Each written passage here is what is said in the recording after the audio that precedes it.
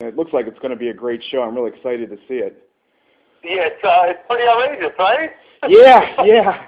I don't know how you found all those places, but man, it's amazing how many of those places pop up across the country. That serve. No, it's a really big country, and that's something that I'm really starting to learn too. Yeah. Just these people, how they're just going for it. It's really admirable. Yeah. Why did you? I guess going back a little bit, why did you decide to try out for Food Network Star? Why did you get into the business of being a chef on Food Network? It was one of those things where I have an extensive culinary background. I've been to culinary school. I've worked in various restaurants in San Francisco, the Philadelphia area, and most recently I had my own place in a small town in Maryland, and I was there for 3 years, and it was one of those things where I'd been in the business for a really long time, and I was starting to get burned out just from the job aspect of it. I still had a lot of passion for food, but the other things were getting in the way of that. The job aspect of it, and it was just, I had to get out of that town. It was a really small town, and my fiance actually had the opportunity to buy a flower shop out here in San Francisco that you previously worked at. Okay. So I left Maryland. I followed her out here. I lived in San Francisco before, so I was moving back out here.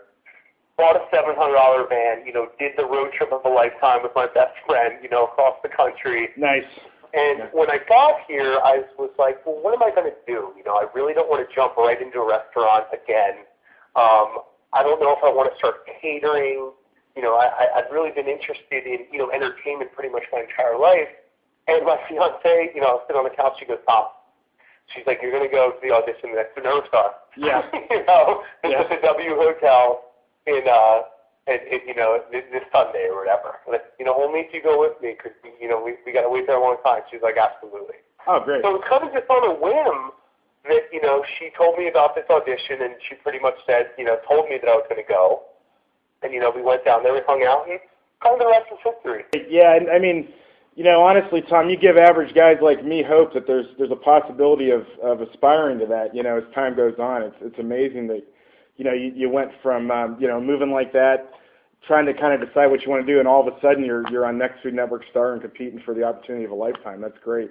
And I got to... Yeah, it was pretty unbelievable, Yeah, I got to congratulate you and pat you on the back for that, because that's just a job well done. I mean, it's just amazing. So thank you, man. Congratulations. It was a lot of work. It took a lot of work. The show is, if you want it, the show is definitely a lot of work, and it takes a lot of passion, and to be able to pull it off, Yeah, I bet.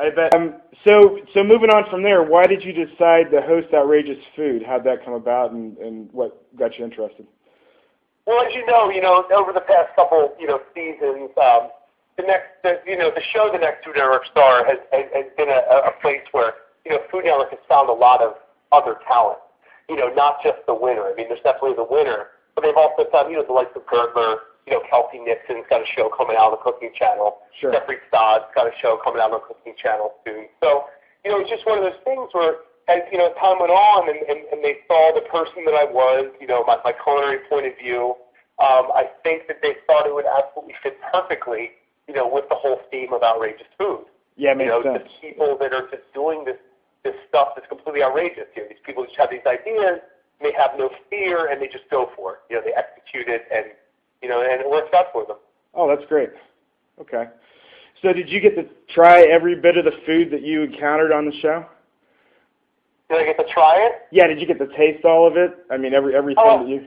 I mean, it's this cooking show in a different context. Okay. I mean, I'm with these people. I'm in the kitchen.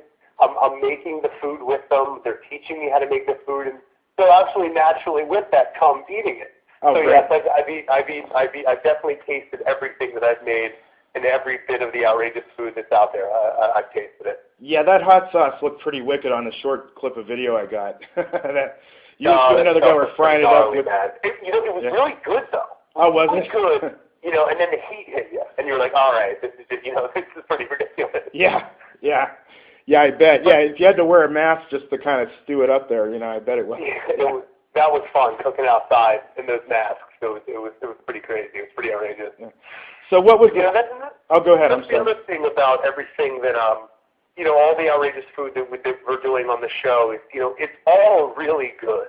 Okay. Nothing. It's not like we're going out there and we're just finding gimmicks, and then putting it on TV. I mean, everything is really well thought out, and every place that we've gone, these people have had such a passion for what this food item and just for food in general. So it's really been really refreshing to see. It's really cool.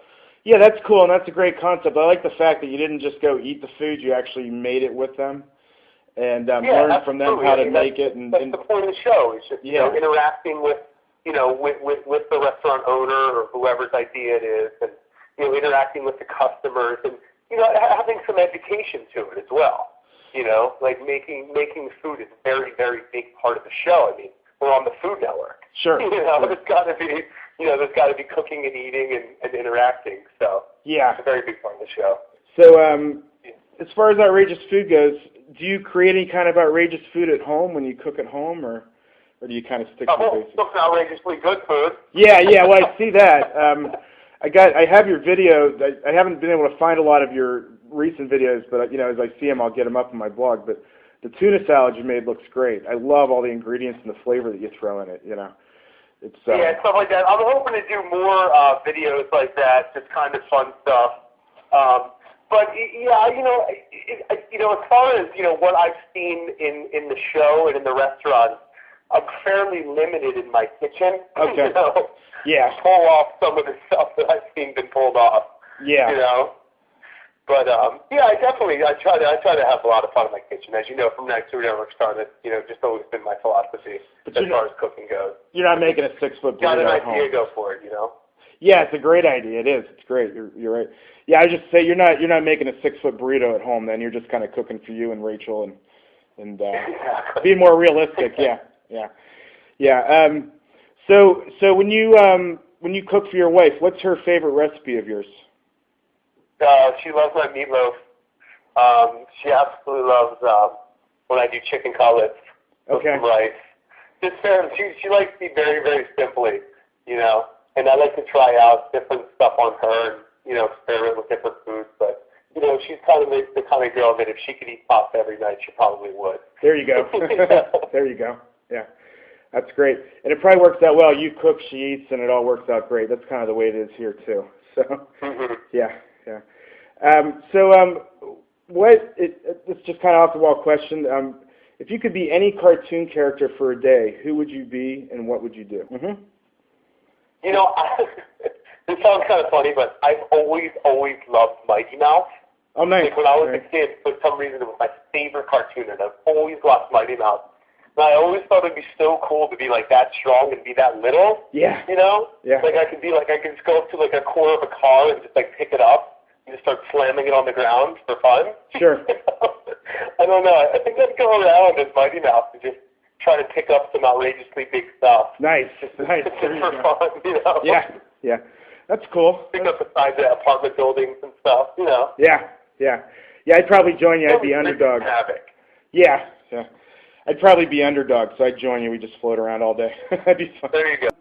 So my only other question is, do you use inspiration from music when you cook? Do you have any type of music you like to listen to that helps you when you're creating recipes and whatnot?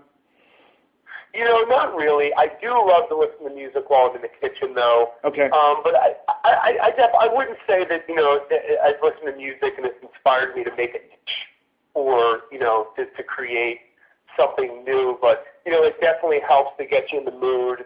When you're jamming out in the kitchen. Some good rock and roll. Some like old school stuff like maybe Bowie. Something, okay. A little good Eddie Money rocking. Okay, that's great. That's great. I really appreciate your time, and it was nice talking to you, and I wish you the best of luck and hope things go well with the new show.